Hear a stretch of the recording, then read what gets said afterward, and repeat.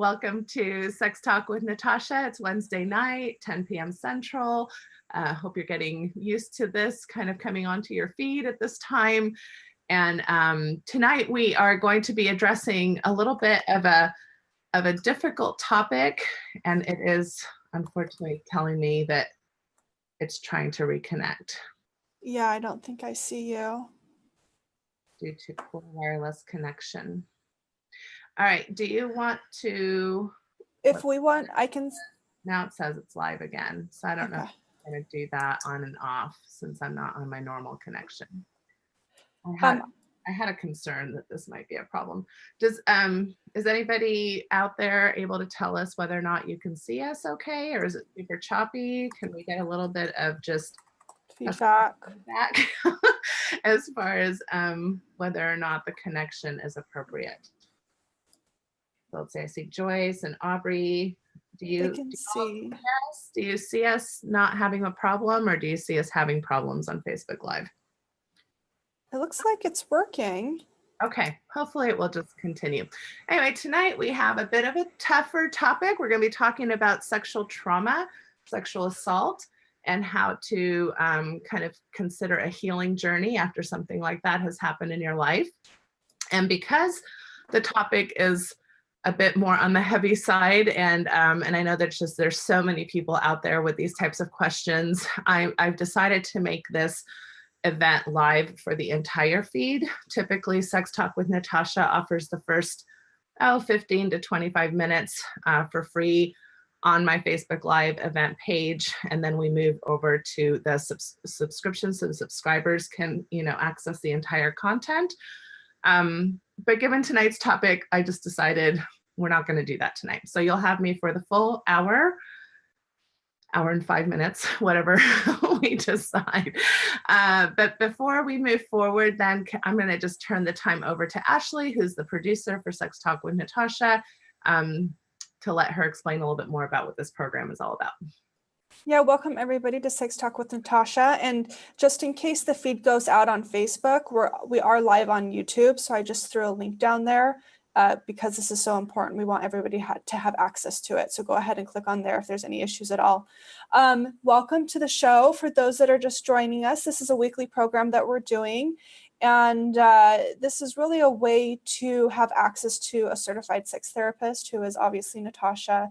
And as you've all heard her before, being able to discuss sexuality and what that means for each individual, it's very much of an intentional work. So we're encouraging everybody to be intentional and to subscribe to Patreon, where Natasha has a ton of resources listed, blog posts, daily actions. We have a webinar up there. We have a lot of stuff over there. So if everybody is interested in heading over, it's patreon.com/sextalkwithnatasha. We have some great resources over there. As far as the program tonight, we have it kind of split up into thirds. The first third, which is about the first 20 minutes, Natasha's going to give us some tips and some education on the topic. And then we have a guest that's going to join us.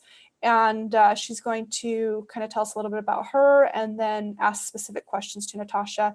And the last third, which is the last 20 minutes or so of the hour, we're going to leave it open to your questions. So if you have any questions at all, please feel free to ask.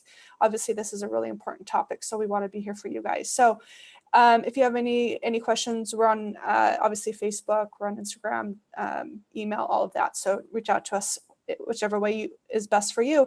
As always, if anybody is interested in seeing Natasha professionally, you can visit her online practice. It's Symmetry Solutions, and you can find that at symmetrysouls.com. So welcome everybody, and I'm going to turn it back over to Natasha. Thanks, Ashley. Yeah, and I really want to just second the idea that we're trying to make this as cost effective as possible. It's a complaint I often hear from people, is that they just can't afford services, and in order to make something cost effective, it requires a bulk amount of people to subscribe. If not, then I'll have to up prices, and I really don't want to do that. So if you find any value in this, there's subscription levels from $1.99 to $9.99 a month, which is very, very cost effective as far as the products and the information and the resources, and just even having the community page where you have access to me to ask questions at any time, etc. So I hope you'll find it a valuable resource and be willing to subscribe at some level. Okay, so like I mentioned, tonight's topic is tough. Many of you listening have had an experience with sexual assault. It's about, statistically speaking, it's about 1/4 of the population. And that includes both men and women. There used to be a much larger divide between men who had reported sexual assault. That divide is closing as far as reports. I believe because the stigma of being able to talk about sexual assault is becoming less, thank goodness. So it is a very prominent, unfortunate issue in our culture, and it really has no cultural limitations or divides. So it really kind of affects you regardless of your race, your ethnicity, your culture, your region of the country you live in, your religion. These kinds of statistics just kind of are prominent no matter what. So all of you will at least know someone who has had sexual assault in their past, whether you currently realize it or not. So this is a topic that I hope all of you will decide to tune into, because whether it's something you're going through personally or it's something that you want to support a family member or friend on, I think it's just really important to be at least somewhat knowledgeable about some of the issues that come up. Because it is a sensitive topic, I think that it's important to just let anybody know that, as you know, at any time during this interview, especially if you've gone through something difficult in your life, you may have what we call a trigger response. And a trigger can include anything from emotional discomfort, so maybe tearing up or having some type of emotional reaction, whether it's anger or sadness or confusion. You may experience something we call dissociation, which is kind of this experience of feeling like you're leaving your body or not completely present in your body. You may experience a flashback of something that happened to you in the past. So maybe a visceral reaction of some sort.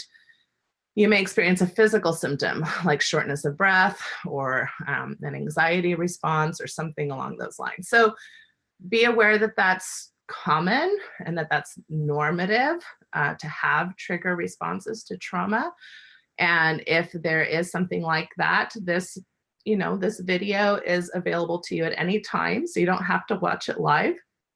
Give yourself a break, step away from the computer if you need to.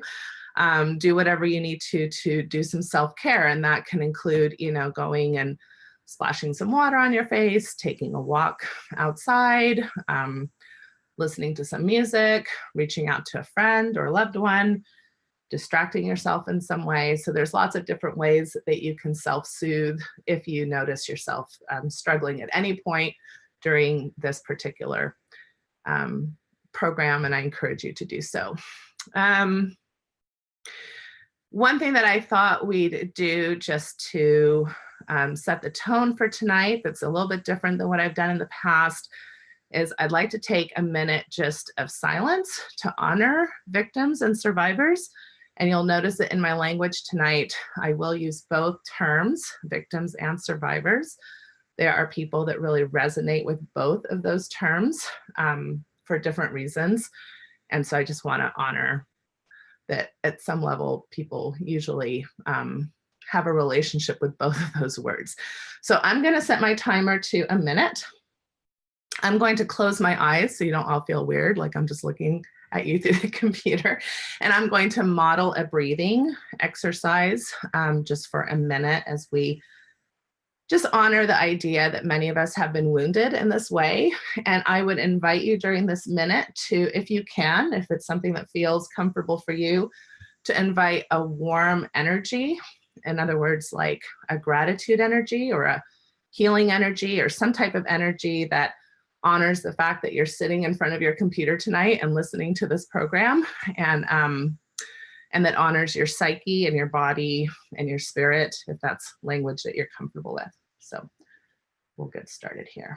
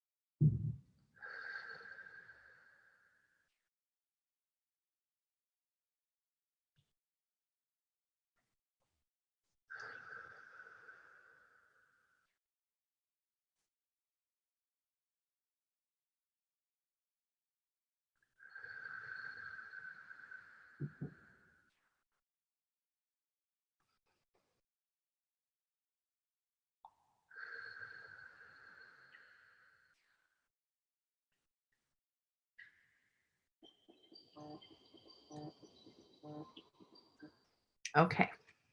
Now, if you're willing to do that with me, I'm a big proponent of like small little rituals. And so if you would just do something to or for yourself that recognizes that you were able to do something for yourself for that minute. So that's patting yourself on the back or squeezing your hand or touching your face or giving yourself, a self hug. Do something that maybe just lets you know that, hey, I'm proud of me for doing that thing. All right. My points tonight are fairly general because, experiences are so dramatically different, but I'm hoping that even though they're general, that they can be useful. I think it's very important as step number one is to just understand the basic trauma response. We are all wired with it. We all come kind of within that system of self-protection to begin with. And so what this usually looks like is what you've heard probably many times as the fight, flight, freeze response. And those are three very generic ways that we talk about your system going into a very primitive part of the brain, that this happens in nanoseconds, and you are poised to protect yourself. And so the fight response can literally mean to fight, but it doesn't necessarily need to mean that you're going to fight with your fists like you think of a boxing match. It can just mean anything that's kind of proactive. You're going to do something. So sometimes this can even mean like even from a sexual perspective, becoming sexually like flirtatious or available or something along those lines. That can be part of a fight type of response. The flight response is obviously running away, withdrawing, trying to get away from the situation. And the freeze response, which actually is very common in the context of sexual trauma, is like what you would think of playing possum, right? So playing dead, just kind of like not really being able to run away. And if you think about it from the perspective that many people experience sexual trauma in their childhood, there's not really a lot of ability to run away from a perpetrator or to get away from a perpetrator, especially when perpetrators are usually within the family or friendship context or the community context. And there isn't a lot of ability to fight for yourself either when you're young. So the freeze response is actually a very common way that people survive sexual assault. Understanding that the trauma response also means that you understand that your body is wired to make sense of the world and what is safe and what is unsafe. And your body wants to figure that out in generalities because it doesn't want to have to figure that out every single day under every single context. So it's very common and very typical to have reactions informed by, again, your more primitive brain, what we call the reptile brain, and why context sometimes doesn't matter. So it's very typical, for example, to have somebody experience touch with a partner that they're very much wanting to experience touch with, and yet have a negative visceral response. Well, that's because your body is not taking the complexity of the context into account. It's just saying, oh, that touch before was not safe. And so even though now it's somebody that you love or like or want to have sex with, that same touch is dangerous. And so your very primitive responses will not always be able to take into account of context. And that's very common. And again, you're wired to do that. That doesn't mean it always has to be that way or it has to stay that way, but if that's happening, I just want you to know that that's normal. I think it's also important to understand that resilience is very, very different for people, and why it's very frustrating as a mental health professional to see people either trying to ask questions about the type of trauma, the severity of trauma. Was it really rape or not? Was there insertion or not? Was there, this particular thing that happened? Because if that happened, then you have a right to whatever response you're having. And that's just not accurate. So you may have lived through what might be considered very severe traumatic experiences. And for whatever reason, maybe your personality or your biology or your genetics or a myriad of different factors, your resiliency is fairly high and you are able to navigate the world without a lot of repercussions. You may experience something that maybe in the spectrum is considered not as severe, and have a lot of repercussions because, again, whatever is part of your makeup, your resiliency may not be as high. Now, we know that adverse childhood effects, adverse childhood experiences affect resiliency. So the more, it is typical that the more trauma, and not just sexual trauma, any type of problems that you deal with as a kiddo, if you have certain levels of that, can affect your resiliency over time because it just kind of wears you down.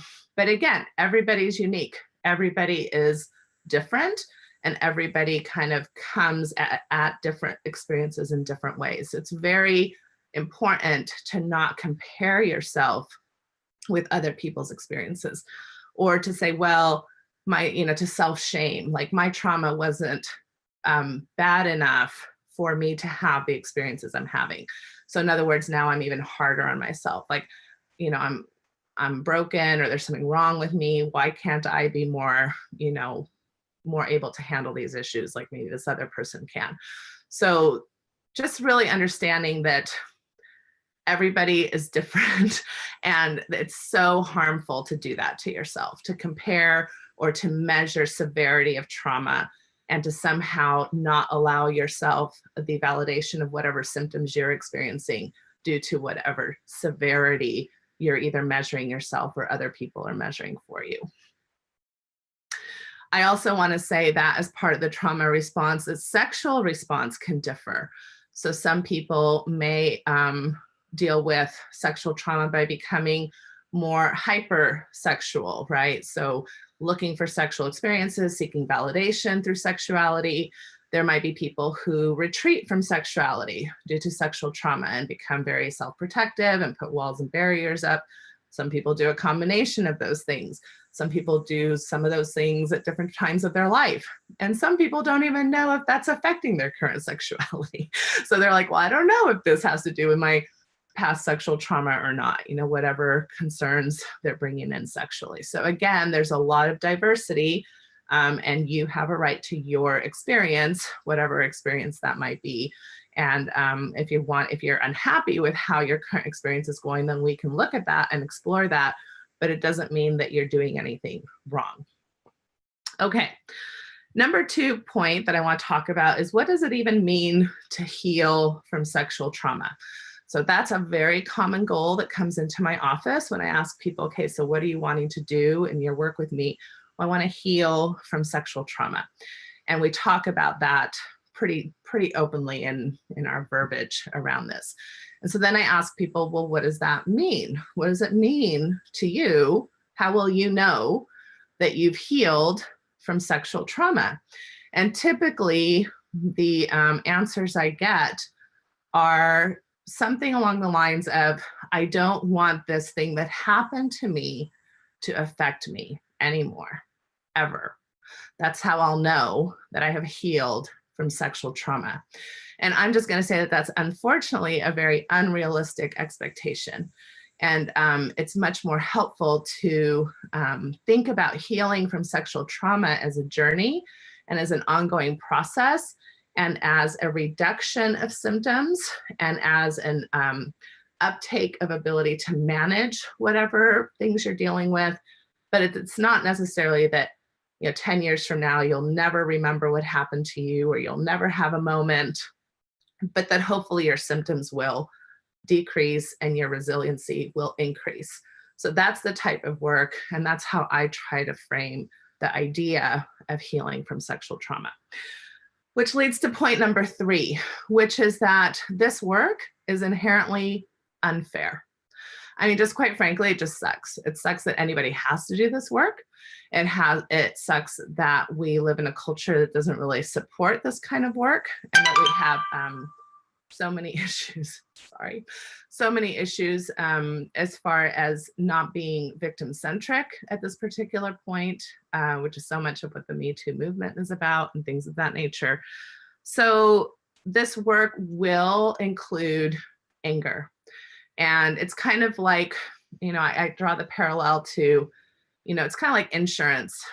Sometimes, you have my fault problems. Like, I wrecked the car, I made the mistake, and now I'm having to deal with the repercussions of my mistake. There's your fault problems, like you ran into me, and now I'm having to deal with my neck brace or my issues, my knee hurts or whatever because I was in a car accident that you caused. Or there's no fault problems, right? Like, I don't know, the earthquake that happened, that it was nobody's fault, but people are having to deal with repercussions.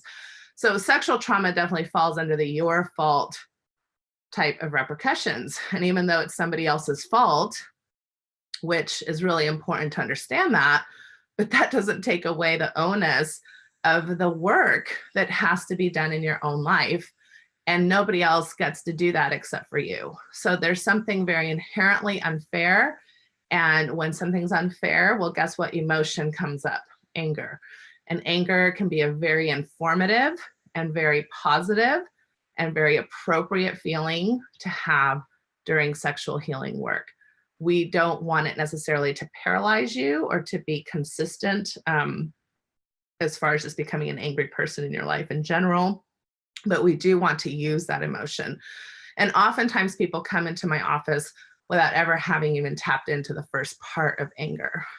Because again, we have a lot of messages in our society in general about forgiveness and getting past things and not, don't brood or, focus on things. And so people are not really allowed to experience the anger that is appropriate to experience. So it's not fun to do anger work, but I'm just here to tell you that it's good work to do and that it can be a really helpful emotion. Number 4 point I want to say is that the good news in all of this, and I've talked about it many times here on Sex Talk with Natasha, is that we are generally resistant creatures. It's amazing how adaptable we are as human beings, and that our brains and are able to, adapt and be flexible and create new wiring so that whatever things that you're experiencing right now are things that you can be hopeful and optimistic about if you're wanting things to move into a more positive direction. So I just want to remain very optimistic about that. And I would say that by a majority of the people who work with me would say that yes, their sex life, their personal life, their relationships, their own personal relationship with self has improved as they've done sexual trauma work. The next point I want to say is that the first real step to doing sexual trauma work is to communicate, is to tell your story. And this is, believe it or not, even though it's just the first step, oftentimes it's the most difficult step to take. There's so much shame and embarrassment and self-blame and a variety of different reasons as to why people really feel uncomfortable sharing their story. It never ceases to surprise me when I have a woman in her 60s coming into a session with me, and this is the first time she's telling anybody her sexual trauma story. So she's, kept it secret and private for decades. Now, I don't want to shame that, because there's reasons why we keep these things secret. It's a way to self-protect, because there are stigmas around sexual assault and being a survivor or a victim of sexual trauma, unfortunately. So there's reasons why we keep it to ourselves, and yet it usually is not. The consequences of that silence is usually very self-deprecating. And so you'd be surprised how many intimate partners, for example, are not aware that their spouse or their long-term partner is a victim of sexual trauma in their history. So find somebody in your life that you can tell your story to, that you can trust, that you think has a good chance that you'll be believed and that you'll be validated. Whether that's somebody professional like me, whether it's a trusted friend or family member, whether it's your intimate partner. Now, I will say that intimate partners are in a position where they can be extremely beneficial to the healing process and can actually speed up the process. They can also be part of the problem. And unfortunately, because sexual trauma can be such a difficult thing to survive, especially if it happened repeatedly or if it happened while you were developing as a teen, you may not always be in a healthy relationship. And so if you're not in a healthy relationship and you're trying to work through sexual trauma, you may be in a position where you may be re-victimized or re-traumatized. Sometimes you come from a family system that is dysfunctional, and they can be re-traumatizing to your experience. So this gets really tricky, because although we want you to open up, the closest people in your life may not be safe people for you to open up to. So so that gets tricky. But I do want spouses to understand that if you are a safe person in your partner's life, that you can be extremely beneficial to really almost like speeding up the process of trauma work, if you're willing to really be part of that kind of partnership. So that's something that we'll talk a little bit more about probably tonight. The other thing I would say, the number 6 point, as far as the best thing that you can do, is start practicing to allow your system the gift of non-judgment. And this is really a mindfulness approach.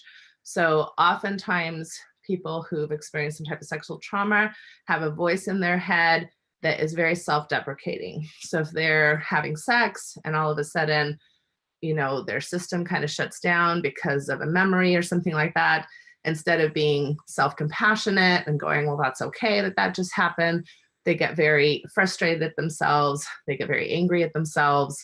What's wrong with me? Why am I broken? Am I ever gonna get better? I'm so angry and frustrated. So those kinds of things are not necessarily what I would call self-compassionate or non-judgmental. So a big part of what we do in sexual trauma healing work is mindfulness, noticing our thoughts and feelings, not giving them a lot of power, but at the same time listening to what they're maybe trying to tell us, having strategies that fall more in the self-compassionate part of work versus trying to shift or change or have that anxiety response that oftentimes creates more of a problem other than helping it. And along with that, my number 7 point will then be adopting the mantra of deserved pleasure.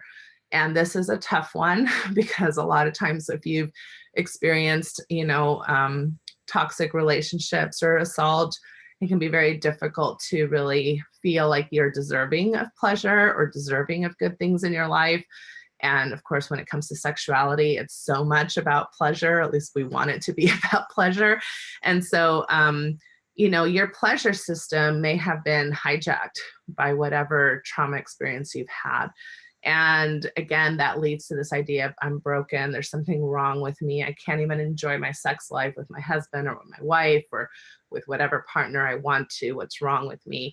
And it doesn't mean any of those things. It just means that we're going to have to be intentional, we're going to have to be gentle, we're going to have to be consistent in our efforts, and we're going to have to kind of create a new normal together. So that's a lot of what work in sexual trauma is about. The Sexual Healing Journey by Wendy Maltz is one that I would really recommend. The Courage to Heal workbook is also one I would recommend.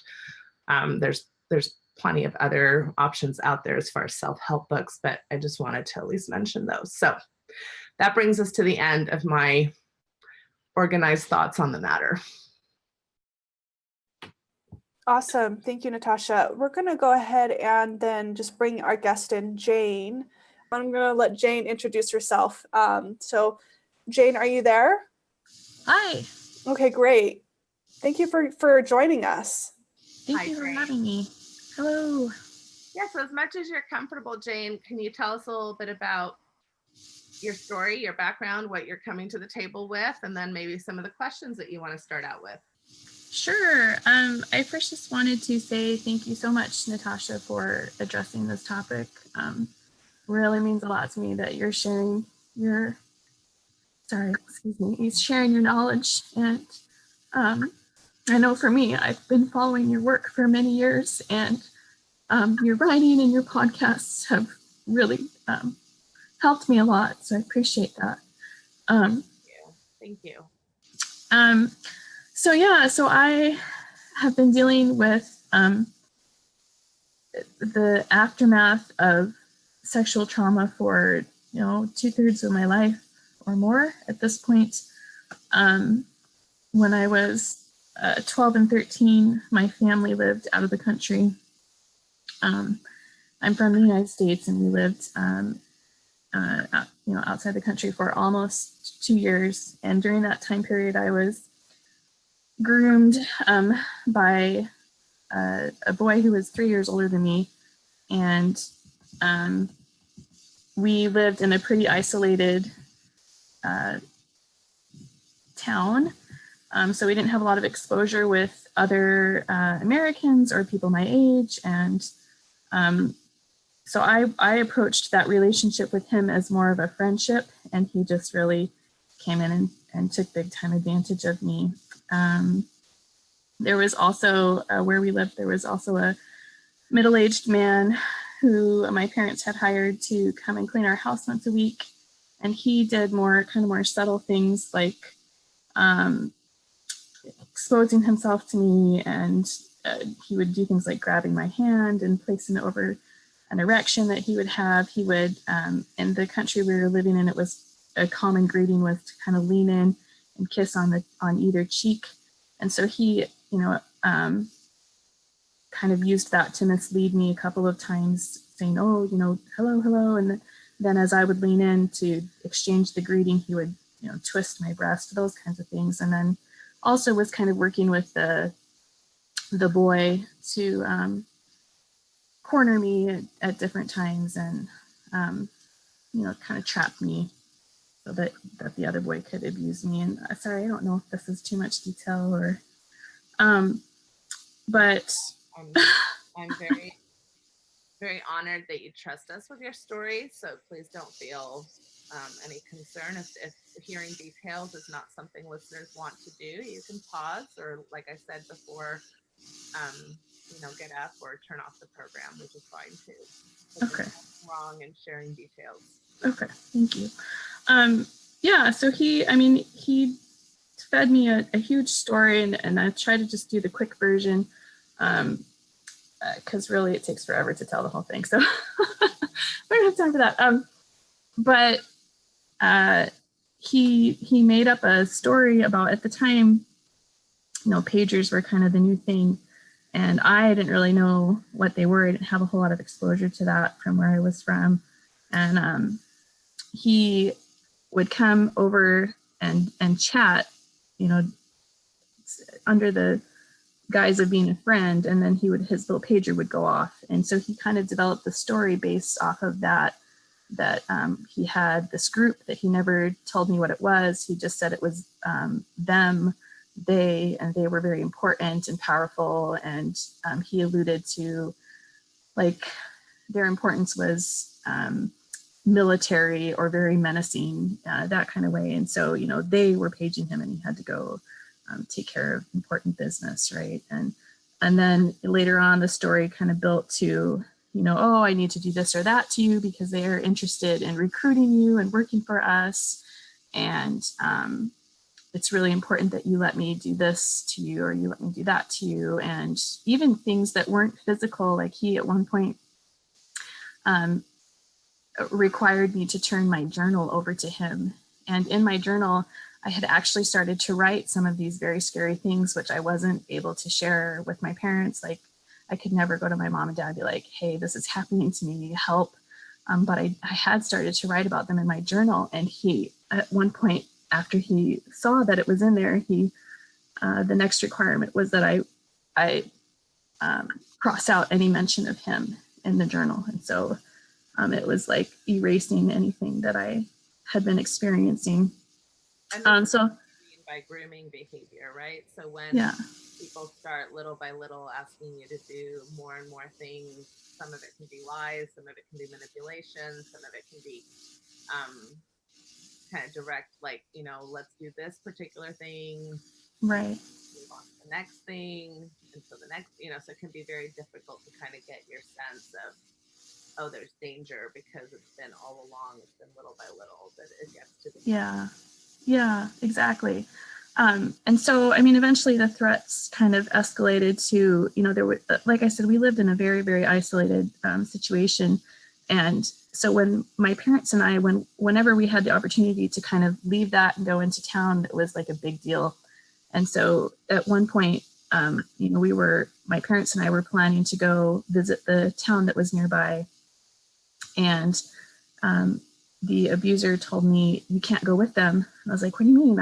I'm 12 years old. I can't tell my parents, no, like, they're not going to understand. And it's like, well, you have to, because if you don't, the they in the sky are there, and they will hurt your parents, and they might not be coming back to you. And as he went on and got more, like, the physical things that he was doing with me got more intense.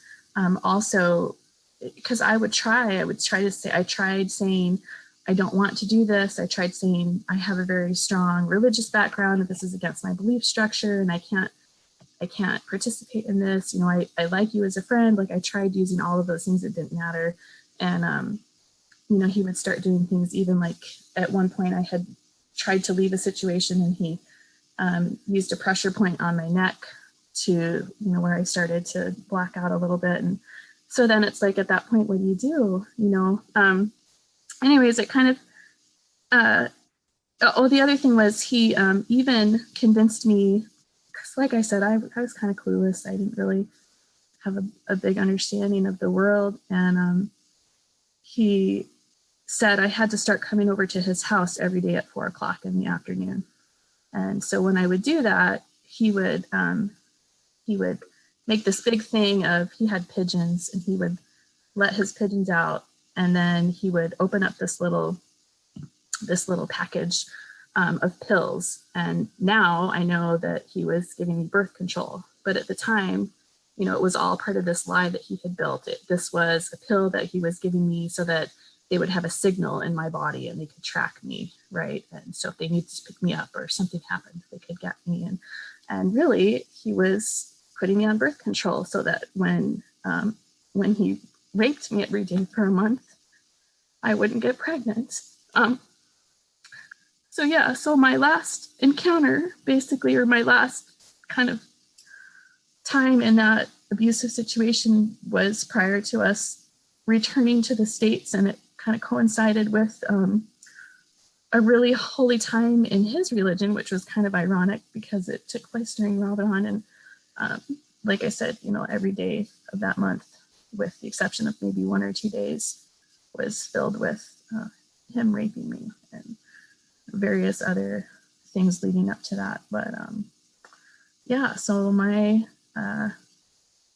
we came back from the States, and I basically became really clinically depressed, and I was suicidal and hospitalized a couple of times, and I don't know. Were you ever able to tell anybody about it while you were still young, or did you keep it pretty much to yourself? So the first person that I told, well, really the first person I kind of hinted at was another young woman that I had attended a church activity and stayed the night at her house, and she seemed kind of safe. She wasn't like one of my best friends, but she had kind of like, I don't know, she was kind of rebelling a little bit. So I kind of felt like, oh, she's not going to judge me too much if I tell her. And I said, just kind of in the form of a question, what if I've been doing things with a boy that are really wrong? And she just said, well, you probably need to talk to your ecclesiastical leader, which in my case was a bishop, and a Mormon bishop. So when we got back to the States, that's who I told first. And this particular man was really, really kind, but didn't have a clue about sexual trauma. And he missed it because I didn't know how to describe what had happened. I tried to tell him enough where he would get it. But I did feel like, man, I've engaged in all of these activities that are wrong. And he told me that I needed to repent. And so You missed the non-consent piece is what you're saying. Exactly. Yeah. And so, yeah, so that added like a whole nother layer of just stuff that I've had to work through. And later on, you know, after I had been inflicting self-harm and after the suicide attempts and was actually getting real help, you know, the psychologists and the counselors that I was working with, you know, picked up right away what was going on and what I was dealing with. And so my school counselor, so I had a lot of people that came to my rescue basically. And the person who helped me tell my parents was a middle school counselor. And, you know, once they found out, of course, they went and talked to the bishop as well. And at that point he came back and apologized. So I feel like to some degree, it almost feels like I don't have a right to be upset that he missed it because he came back and apologized. So that's kind of where I'm at with that. But and you're 13 or so at the time that you're talking. Yeah. Yeah, you can be angry at well-intentioned people who apologize. You can be angry at people who try to do the right thing at the end, but still got it wrong at a time when you needed them not to. Yeah. Absolutely. Yeah. Okay, so I'm just gonna bullet point out a few things I've noticed as you've talked, and then I'd like to hear kind of what some of the questions are that you have given this background. Sure. So I think that it's very common to have more than one sexually traumatic experience, right? So like you mentioned this boy, but then you also mentioned this middle-aged man. For whatever reason, especially people who are vulnerable to sexual assault and sexual attack and sexual violence, and to be, for whatever reasons that I do not want you to self-shame about, vulnerable. Right? So the idea that maybe you were a young, naive American girl in a different culture, you know, that in of itself puts you in a vulnerable position. Right. And so, but people can be vulnerable for a variety of reasons, and people who will groom vulnerable people will tend to be attracted to those. And that's why oftentimes just one person can have a myriad of experiences with sexual predators. Okay. So that's fairly typical. So I just want to say that. I kind of noticed, you know, some like, and I wonder if you question yourself, like, why didn't I stop this? Why didn't I tell my parents? Why didn't I do this or that? Right. You're saying I did try some things. I tried to say this is against my religious beliefs. I tried to, you know, put up some boundaries. I really want you to put yourself in the space of a 12-year-old girl, right? So 12-year-old girls are not super great at judgment. They're not super great at boundaries. Your brain doesn't really fully develop until you're, you know, mid-20s. So you're not supposed to be super great at knowing how to manage these types of issues. So again, that self-compassion piece, Oftentimes as we grow up, we forget our own age. It's very useful to go look at a few 12-year-old girls and kind of like, oh yeah, like I was in a very different developmental phase of my life. And to really kind of attach with that ability to not just see yourself in this continuum of just you, because your 12-year-old self is very different from your 30-year-old self. And Right. that's hard. I also just noticed a few things as far as your process, which I just want to point out more to the audience. I think it's very nerve-wracking to be on this show to begin with and ask anybody questions and tell your story. But you're giggling, you're crying, your breath is out of whack a little bit, right? And so sometimes I think people get confused by process. Like if this was really that serious, why is she giggling about it? Right? Or this is, I don't know. So I just want to say that process oftentimes does not match content. And that again is a self-protective thing. So if you're giggling, if you have nervous energy, if you have anything like that, that's part of your system trying to protect you from the heaviness of this story. And that's actually a very appropriate response. And so people shouldn't worry about that. And that doesn't invalidate your story at all. And then before you ask your questions, I just want to say that whatever symptoms you have endured from these experiences, they may not be serving you completely right now. We'll talk about that. But at the time, they were lifesavers for you. So we have kind of this love-hate relationship with our coping mechanisms. It's kind of how I want to look at it, so coping and the ways that you coped at the time, although maybe you look at them now and are judgmental of those coping mechanisms, they are what helped you survive. And so we have to honor that. We have to honor that your system helped you survive in whatever way it came up with at the time. Does that make sense? It does, yeah. Okay.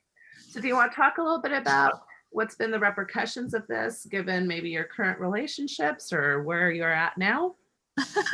Sure. Yeah, so I guess I'm one of those people that, I've learned a statistic, and I don't know if it's accurate anymore or what, because it was a long time ago when I got my information, but I did go through a group counseling for adults that had been molested as children. And part of that, we talked about what percentage of teenage pregnancies have some kind of sexual abuse in their history. And so I'm one of those people that got pregnant in high school. And but I think at the same time, I think it's been important to me that I finished high school and went on and went to college and have tried to be the best mother that I could be. But definitely that first relationship with that was tough. That ended up in divorce, and it has been really challenging to kind of just deal with the aftermath. We had 2 children, and so yeah. But my current relationship, I feel like, is really strong. My husband has been really supportive, and I really liked the words that you used earlier about being intentional and gentle and consistent. And I feel like those are 3 words that would just describe my husband pretty well. He holds me when I need hugs and holds me for as long as I need. And there's no requirement there or frustration or because that was an issue in my first relationship, was trying to deal with. I was very, very touchy, I guess, almost like any sign of affection I was seeing as you want sex. And so I became, really closed off. And I think that was difficult for us to kind of navigate. So I don't know. Well, I think that you're addressing is that for spouses, even well-intentioned spouses, it can be very confusing to know how to support a partner that's dealt with sexual trauma, even the stories of your disclosures, who did you tell first, right? So we don't really tell like, oh, are you a certified, sex therapist or trauma-informed therapist, right? Oh, now I'll tell you my story. No, we tell a friend, right? Or we tell a bishop, or we tell somebody in our circle that they may have the best of intentions and yet may not have at all the right answers or the right information or the resources, or may misinterpret what you're saying, because it is very common for people to test the waters with their disclosure, right? So it's not like, guess what, I was raped. And sometimes people don't even understand that they were raped. Was I raped? What? I mean, I kind of went along with it. Did I really say no? There's all these questions that make it, especially when there's been a lot of grooming behavior, that make it very confusing to the victim and survivor themselves of what really is the narrative here. What happened to me? And again, when you're 12, 13, 15, 20, trying to figure out your own story, it's very confusing. And the people that you trust with your story, including sometimes a boyfriend or girlfriend or lover or spouse, they may be the most well-intentioned people, and they may be re-traumatizing you in ways that they never intend or want, and why it's so important for this to be something that people get systemic help for, that it's not just the victim or the survivor, but that just like if my spouse was going to be diagnosed with diabetes, I probably should go to the doctor's meetings too, right? Like I should probably figure out, oh, if I'm going to live with this person who has diabetes, I probably need to change some of my eating habits, right? Or we need to, as a family system, kind of help create a safe space. So whether that's your sexual life or your affection life or your symptoms around sexual triggers, like if your spouse reaches out to touch you and then you flinch, well, if they don't know, that they can be quite offended by like, wow, you don't want me, or you react that way to me, does that mean you don't love me? Or so many things that if you're not getting adequate help, both of you are kind of left floundering as far as knowing what things mean, how to recover, how to deal with these things that come up for you in these types of situations. Does that make sense? It does, yeah. And that answers actually one of my questions, because I had been wondering if counseling was something that just I should be pursuing, or if it was, valuable to also go in together as a couple to address some of these issues. I always recommend if the spouse is willing. I'm like so grateful when the spouse is willing to come in and be part of like the team approach to helping this problem resolve. And there's obviously they're not going to be in every single session, because I think individual work is important too. But, and they may need their own individual work, as well. Like, what is it like to have to pause when my spouse is sexually triggered? Or what is it like to be rejected because my spouse is having this particular problem? Or if my spouse is kind of in the trenches of sexual trauma work, all of a sudden we may be noticing some new dynamics, like my spouse is angry all the time now, right? I don't know why, and I don't know what I'm doing. And so sometimes it can be very helpful for the spouse to have their own individual work at the same time, where they can vent and, come up with some strategies and do some of their own self-care as they're trying to be a support. Yeah, I hear that. Okay, so another question that I have had is, I think as I'm listening to what you're saying, I feel like probably a lot of the work that I have done, or maybe not work that I've done, but the coping skills that I've had personally, I feel like they probably fall more in line with the survival, like what's going to help me just survive. And so I'm interested in moving past that. And so kind of in line with that, I feel like there's a constant just undercurrent of self-doubt, and I second guess myself. And when just regular life situations, I'm confronted with them, I feel like I'm always doubting my response, and I'm comparing it, like you spoke to this earlier, but I feel like I'm comparing my reaction to things to other people that haven't been abused. And I don't know how, like, where I fall in the line of whatever normal is. But then kind of also to go along with that, what can I do to help myself maybe not get so taken back by things? Like, for example, are there ways that I can recognize if I'm being triggered before I'm like in a ball crying, you know? Like, can I recognize what's happening to me before I'm past the point of being able to do something preventative? I don't know if that makes sense. But. Sure. Okay, so I'll try to address some of those things. First of all, the self-doubt, that's a very typical response.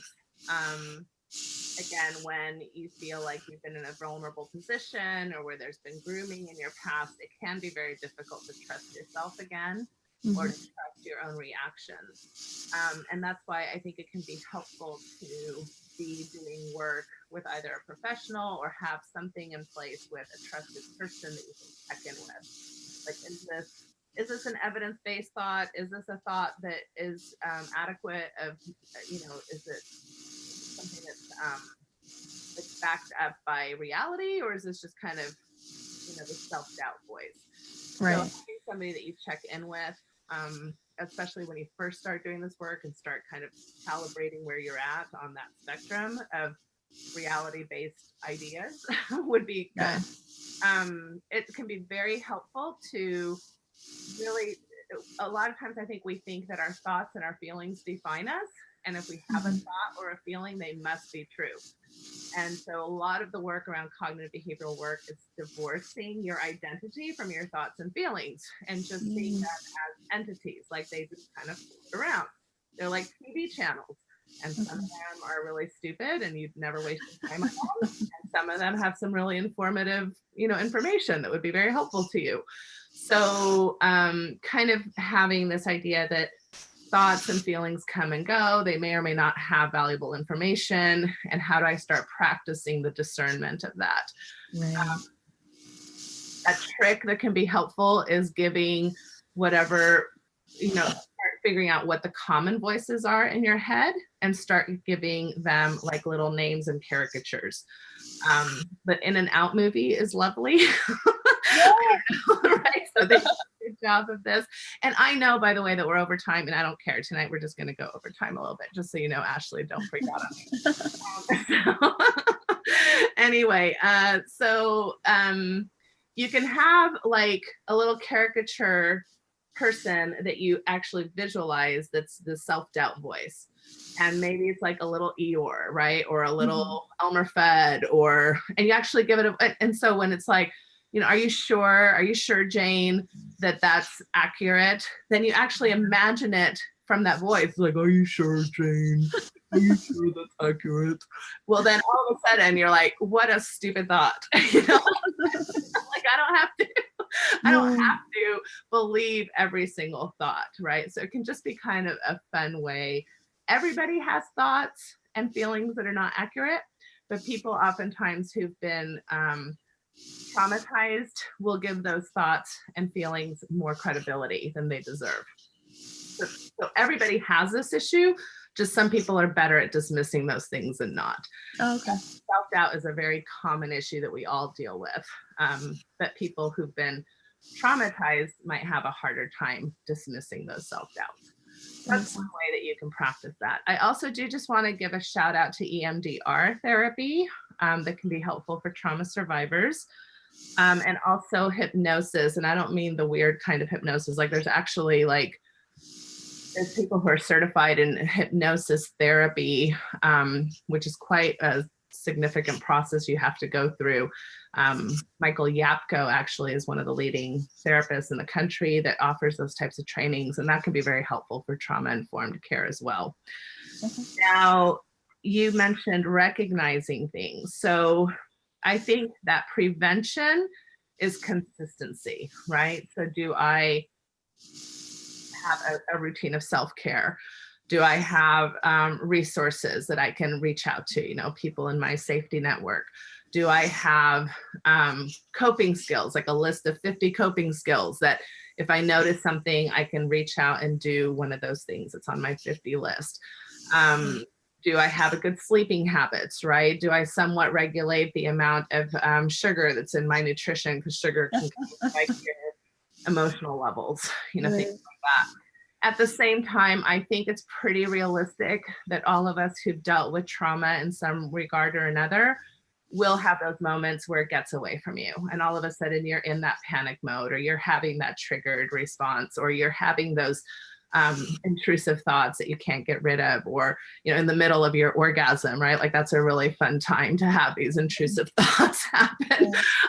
And so those things will happen, and to then have coping mechanisms in those moments. And that's what I mean by the mindful stuff, that you can just be like, isn't that interesting that that's where my brain went right when I was trying to have an orgasm, right? Or isn't it interesting that my heart all of a sudden is racing and I feel like, I could crawl out of my own skin. And what's that about? What's my system informing me about? What's going on in my environment that maybe I can pay attention to, and just kind of be in that moment of self-acceptance. So I think that's a really important strategy to have in your back pocket. And again, to not go into, see, I'm not sexually healed. All the work I said is for naught because I had this reaction. So therefore I have failed at my goal. Right? Yes. You don't want to have that narrative. It's like, well, of course, every now and then I'm going to have an issue. And so what? I have to deal with that, and it's unfair, and I can be frustrated, but it doesn't have to mean more than that. Yeah. That's a really comforting thought. Okay, so Ashley, is there a question or two from the audience before I give Jane the final word? Yeah, let's one of them that I thought was helpful, and I think you kind of got close to touching on it, but so one question we got was, it's hard on my libido when my partner's past sexual trauma keeps me from wanting sex. What can I do? When my partner's past trauma affects my libido. Yeah. Yes, it's hard on my libido when my past partners. So, well, and that can be for a variety of reasons. If your partner is struggling, and if you're kind of empathic and kind, then it's like, one, it can just be a protective response. Like, I don't want to impose my sexuality on you, It can also be, quite frankly, a turnoff. And that's just a sad reality, right? So if there's somebody who's wounded or hurt or triggered, maybe that's not the sexiest thing to be attracted to, and maybe with good reason, right? So, but that can feel hard to talk about. It can feel like, oh, I'm going to be offensive if I'm going to talk about that directly. It can, again, this is why these issues are so hard to even just bring up and to normalize, and to not to be like, oh, you're such a jerk because it's affecting your libido. My trauma is affecting your libido, right? Or you're such a winch because now it's all about you. The reality is that trauma affects the whole system. It affects the victim and the survivor, and it affects the people who care about the victim and the survivor. And it especially affects a sexual partner when there are sexual ramifications to this, which there oftentimes are. So instead of either blaming each other or ourselves, how do we move into a space of, this is something that affected both of us unfairly, and now we both are going to have to do work around this issue that is unfair that we have to do, and yet we're willing to do it because we love each other, we're committed, we're both deserving of pleasure, we're both deserving of a sexual life that we're content with. And that's a very healthy way to deal with that versus a self or partner blaming position. That's really helpful. I mean, we had one question that was, is it possible to heal from sexual trauma? Well, in my definition, yes. As long as your definition of healing from sexual trauma is a realistic expectation. And I was just reminded of this metaphor by a client today that I thought was so powerful. She said to me, you know, I'm in that space where my normal is calm and every now and then a storm comes in, versus my normal is the storm and every now and then I have a calm wind. So a lot of people are starting out their sexual trauma work in that space of they're in a storm. You know, there's so many, it's chaotic. There's so many different moving parts. Not only are they dealing with past trauma, but past trauma is oftentimes affecting, you know, current issues like quality of relationships, quality of communication, you know, triggered responses, mental health. I mean, it can, you know, really throw you for a huge loop. So it's hard to just kind of settle in and, you know, start organizing all these moving parts. But yes, you can get to a place where, for me, sexual healing is your space is calm in general, and you might have a storm that comes in every now and then, which is like typical life, right? I mean, that's just kind of how life is. We're not always happy. We're not always content. We're not always having phenomenal sex. We're not always doing much of anything, but we do have moments where in general, we can say, my life is satisfactory. I'm content in spite of some of the issues that come up for me. And that, I think, is very possible. Yes. Thank you for sharing that. Yeah, I think that's it. I don't know if we wanted to have. So Jane, do you have a last question or comment or what this experience was like for you? By the way, before you answer that, I always tell people who talk about sexual trauma publicly, like, treat yourself to something for about 2 to 3 days, right? So expect some exhaustion, expect yourself to be maybe a bit moody, expect yourself to not know why you're reacting the way you're reacting in the next few days. All of that is perfectly normal response to even just being on a show like this. But closing thoughts from you. Okay, so probably the last thing would just be, do you have recommendations about searching out a counselor to work with? I know for me, I feel like I've avoided digging into this for years because it feels like I've already done lots of hard work and I know how hard it is. And I don't like having to just, I don't know. It's overwhelming trying to think about that there's still more to do. Yeah, right. No, I totally get that. And it is a journey and that can feel overwhelming. At the same time, I'm hopeful it can feel more like we're gonna, you know, eat the bites of the elephant versus the elephant all at once, right? Definitely, yeah. It's gonna take a while, but we don't have to necessarily be overwhelmed by that.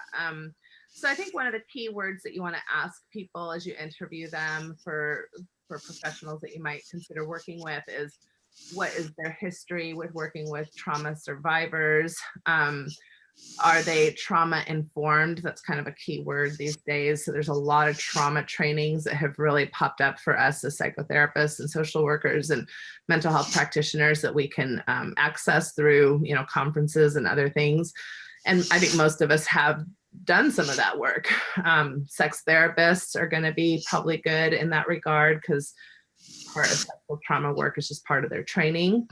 But ask questions, you know, and don't feel like every single therapist is going to necessarily have the same level of understanding when it comes to this type of work. Finding a therapist is complicated anyway, because so much of it has to do with personality and whether or not you feel comfortable with them, just generally speaking, much less their background. So I know that it can be frustrating sometimes to hop around until you find somebody who's you're really jiving with, but I think that's such an important part of the process. If you're uncomfortable for any reason, trust that. Don't talk yourself out of that. Don't be like, oh, I'm just being overly sensitive, or, you know, again, that self-doubt. That's one area where, for even if you don't understand why you're uncomfortable, you're just probably not going to do good trauma work with somebody that you're a little antsy about. So it doesn't mean that they're a bad therapist. It just means that for whatever reason, you're not jiving with them. So I think finding somebody that you're really comfortable with, that feels safe, that you feel heard and validated, and who has an ability to tell you why they're credentialed to treat you would be things that I would be looking for. And I'll definitely in my resource page offer some of the national hotlines and some of the national organizations that are around to help sexual abuse survivors. Great, thank you so much.